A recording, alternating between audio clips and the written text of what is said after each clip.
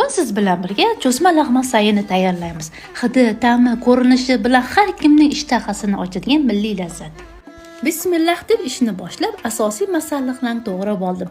Go'shtni, surgo'shtni, piyozni, rang-barang bo'lgan bolg'arilarni, oq turubni somoncha qilib, pekinskiy karamni o'zak qismini, bir bog' seldir va pomidorlarni to'g'rab oldim.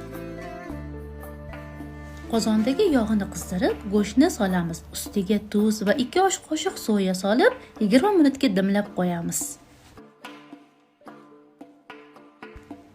Piyozni solib qizartirib, so'ngra pomidor, seldir poyasi, oq turub va bolgarskiylarini aralashtirib, karam, seldir va janduni solib 10 minut qovurib olamiz va suv solgandan so'ng maxsus ravonlarni qo'shamiz. Mana lag'mon tayyor. Rangi tiniq, hidi ishtahani ochadi, ta'mi esa ajoyib. Har bir qoshiqda mehnat, mehr va did bor. Issiq holda dasturxonga torting, yaqinlaringiz bilan bahramand bo'ling.